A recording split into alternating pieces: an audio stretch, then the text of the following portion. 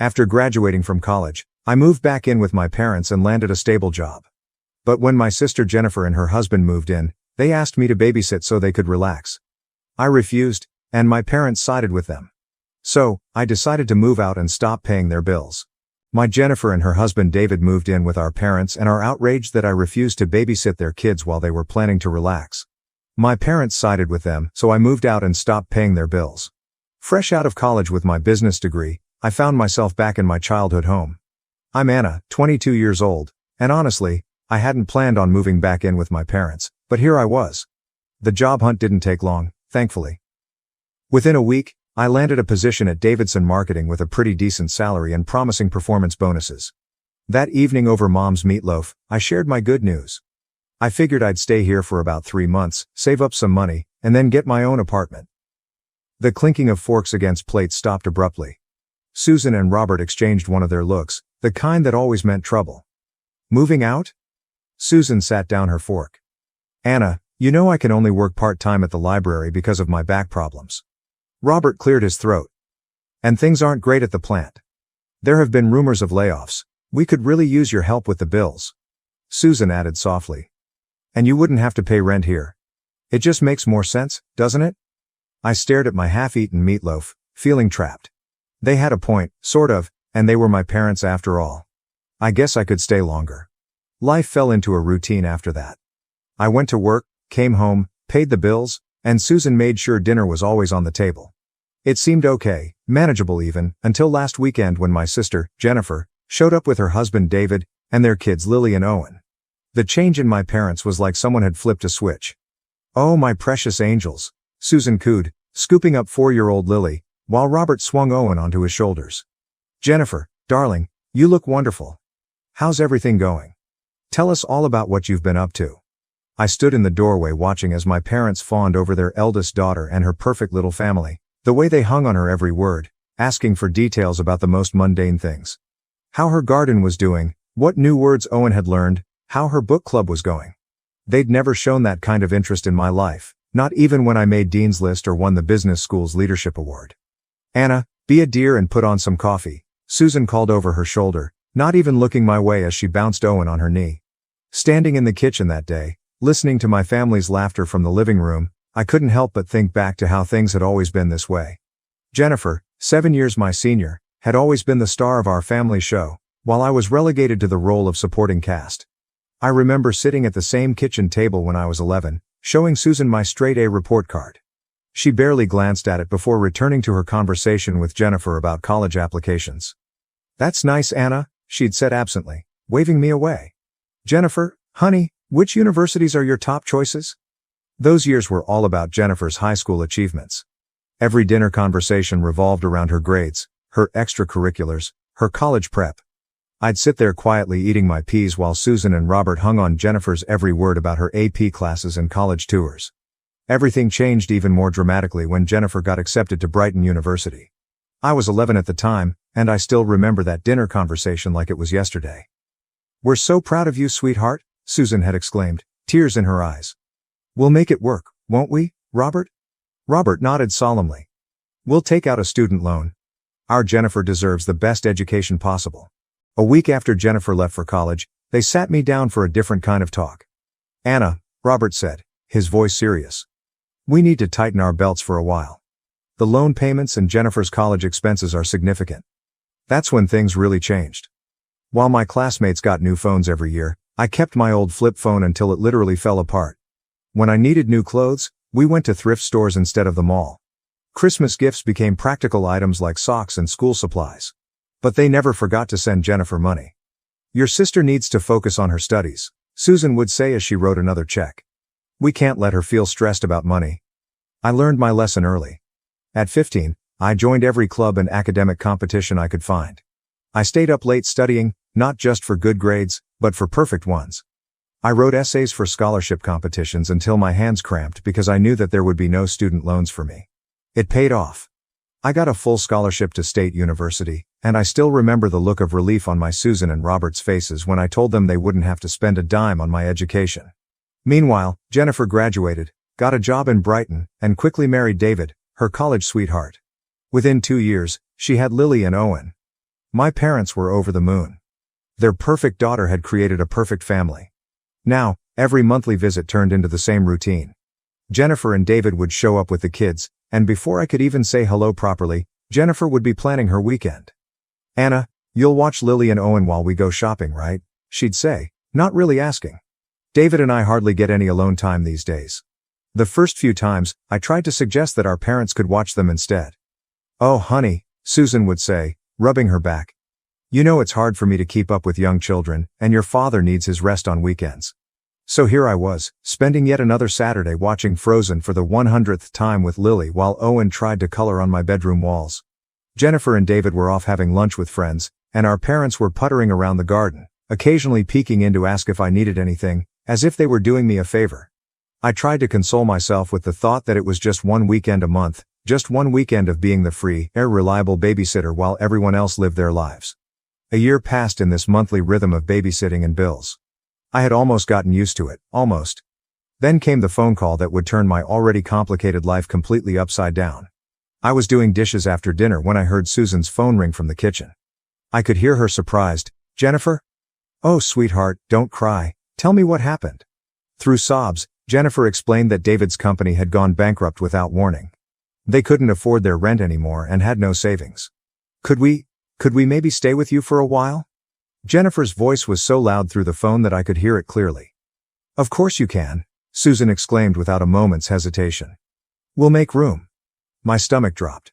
I stepped forward, clearing my throat. If they're moving in, maybe this would be a good time for me to get my own apartment. "You'd think I'd suggested burning down the house." Susan looked at me like I'd lost my mind. "Anna, don't be ridiculous. There's plenty of room for everyone." "But we're family," Robert said firmly. "We stick together during hard times." They arrived the following weekend with 3 cars full of belongings. I spent Saturday morning moving my things into what had been our storage room, the smallest bedroom in the house, barely big enough for a twin bed and a dresser. My old room, which was twice the size, became the kids' nursery because the children need space to play. Lily, now 5, and 3-year-old Owen treated the entire house like their personal playground. They ran up and down the hallways screaming and laughing while Jennifer watched TV at full volume or had long, loud phone conversations with her friends about how difficult this transition was for her. "Lily. Owen. Keep it down." I'd call out when they burst into my room for the 10th time, scattering my work papers everywhere. "They're just playing, Anna," Jennifer would say dismissively, not even looking up from her phone. "Don't be such a grouch." After work, all I wanted was to relax in my room, maybe read a book or watch something on my laptop. Instead, I got to listen to Baby Shark playing on repeat through the thin walls, punctuated by the constant thump of little feet running back and forth and Jennifer's loud laughter at whatever show she was watching downstairs. David spent his days supposedly job hunting, but mostly I saw him sitting at the kitchen table scrolling through his phone with a worried expression. "The job market's tough right now," he'd say whenever anyone asked. "But I'm sure something will come up soon." I lay in my tiny bed each night, staring at the ceiling, listening to the chaos that had become my home and wondered how I'd let myself get trapped in this situation. But every time I thought about bringing up moving out again, I remembered my parents' reaction and kept quiet. The first utility bill after Jennifer's family moved in hit me like a punch to the gut. I stood in the kitchen staring at the numbers that were almost double what I usually paid. The water bill alone had skyrocketed, not to mention electricity and heating. Looking at my bank account, I realized that my dreams of saving for my own place were quickly evaporating. That evening at dinner, I decided to bring it up. "So, about the utility bills," I started, pushing my peas around the plate. "They've doubled since last month. I can't keep covering all the bills by myself anymore. It's taking almost my entire salary." Jennifer's fork clattered against her plate. "Are you seriously complaining about money right now when David and I have lost everything?" "I'm not complaining. I just think we need to figure out a fair way to." "I can't believe how selfish you're being." Jennifer's voice rose. "We're going through the hardest time of our lives, and all you care about is money." "Jennifer's right, Anna," Susan jumped in. "Family helps family. That's what we do." Robert nodded solemnly. "Your sister and David need our support right now. This isn't the time to be counting pennies." I looked down at my plate, swallowing the words I really wanted to say. "Fine. Never mind." A week later, David finally got a job at an insurance company. It paid less than his previous position, but at least it was something. I thought maybe things would start getting better. I was wrong. It's so hard being alone with the kids all day, Jennifer started complaining almost immediately. David leaves at 8 and doesn't get back until 6. I never get a break. Then it started with small requests at first. Anna, could you watch the kids for an hour while I run to the store? Anna, would you mind keeping an eye on them while I take a shower? Before I knew it, these small favors had snowballed into something much bigger. I'd come home from work to find Jennifer already dressed up to go out. Oh good, you're home, she'd say, grabbing her purse. David and I are meeting friends for dinner. Lily and Owen already had their snack, but they'll need dinner in an hour. We'll be back by 10. Weekends became my personal nightmare. Jennifer and David would casually announce their plans on Friday evening, a shopping trip, lunch with friends, a movie date, leaving me with the kids for hours. Susan and Robert conveniently started visiting relatives more often, usually disappearing right after Jennifer and David left. So there I'd be, weekend after weekend, trying to keep Lily from drawing on the walls while Owen had another tantrum because I cut his sandwich the wrong way. I'd spend my Saturdays cleaning up toys, making mac and cheese, and watching endless repeats of children's movies. By Sunday night, I'd be exhausted, my house would be a mess, and I'd still need to cook dinner for everyone. One evening after a particularly exhausting weekend of childcare, I finally worked up the courage to say something at dinner.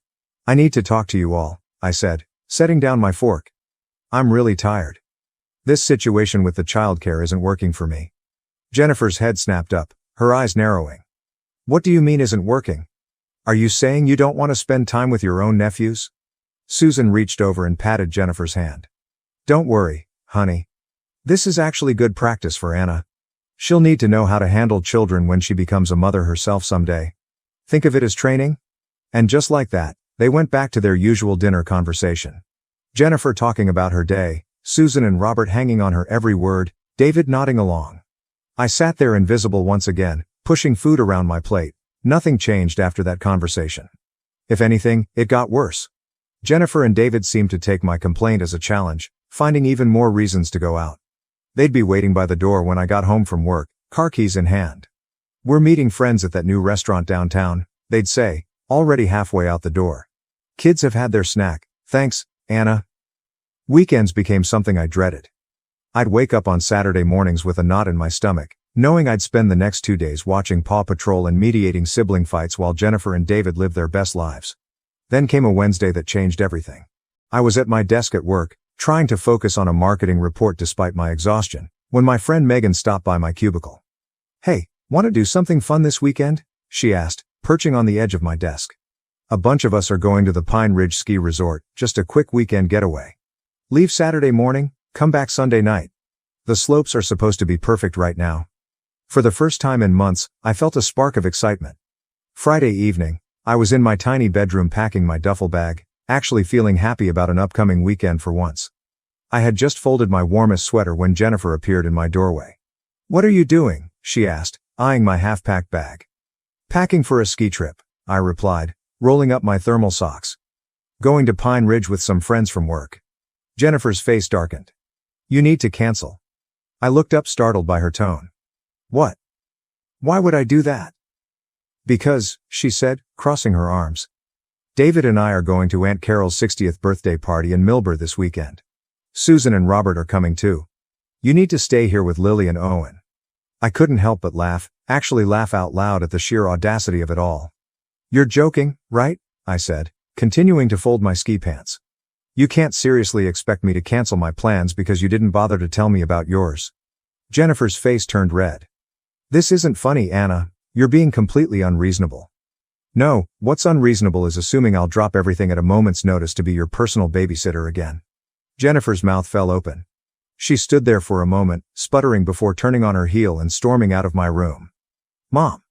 Dad! David! I could hear her shouting down the hallway. You won't believe what Anna's doing? I kept packing, my hand shaking slightly with anger. The thundering of footsteps announced the arrival of the cavalry. My tiny room suddenly felt even smaller as Jennifer, David, and my parents crowded in. Susan's face was already set in that disappointed expression I knew so well. What's this about you going skiing? She demanded, hands on her hips.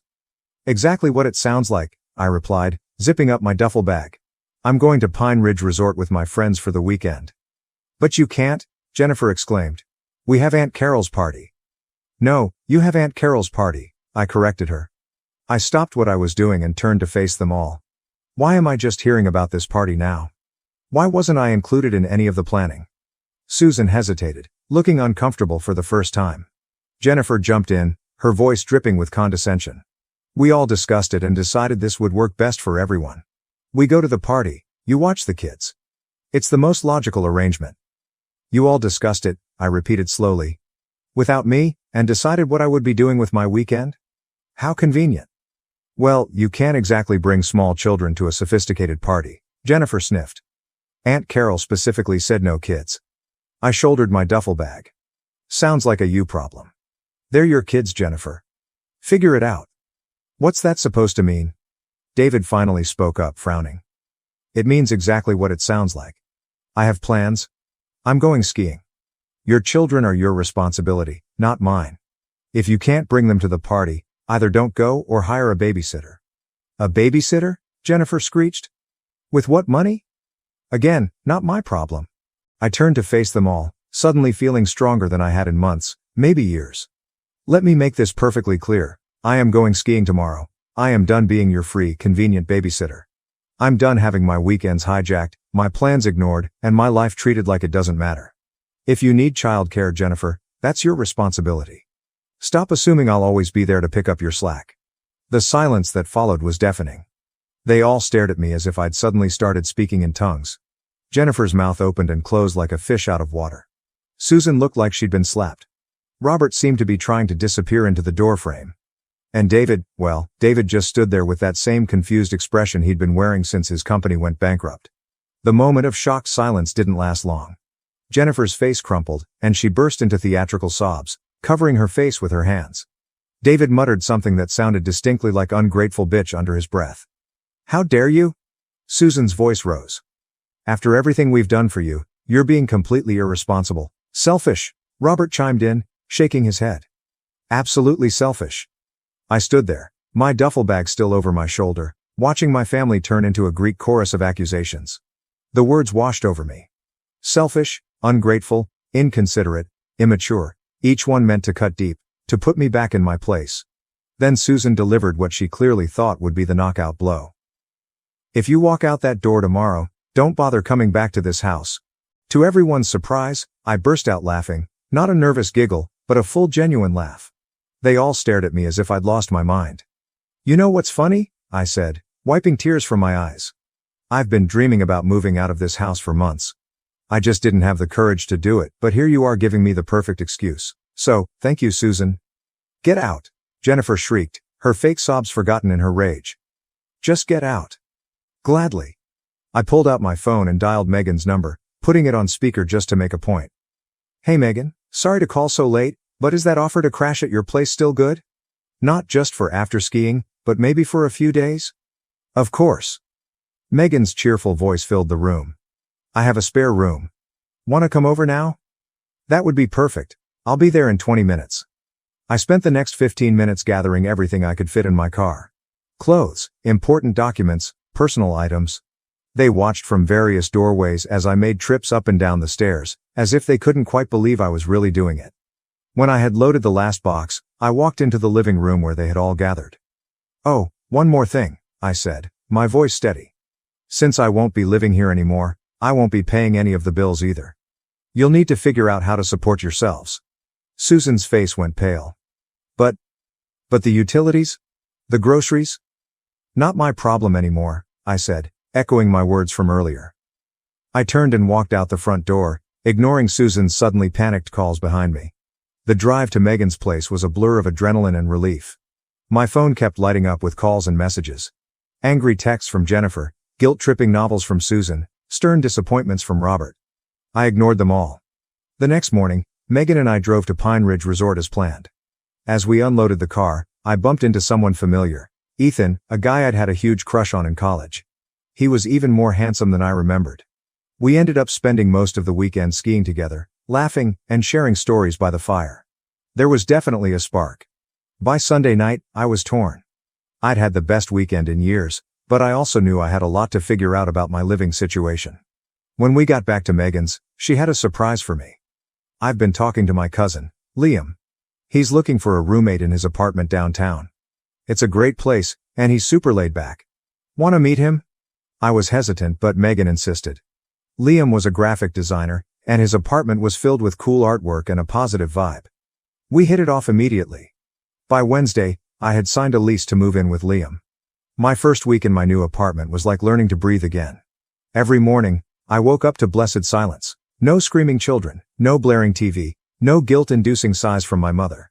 I could make coffee and drink it while it was still hot. I could spend my evenings reading or watching whatever I wanted on Netflix. The messages kept coming though. I didn't answer the calls, but I couldn't help reading the texts. They followed a predictable pattern. Susan. How could you abandon your family like this? We need you. Jennifer. You're so selfish. The kids keep asking where Aunt Anna is. Robert. Your mother is very upset. You need to make this right. The messages cycled between guilt trips and anger, accusations and pleas. I read them all but responded to none. My silence seemed to drive them even crazier. They weren't used to not having power over me. At work, things were also looking up.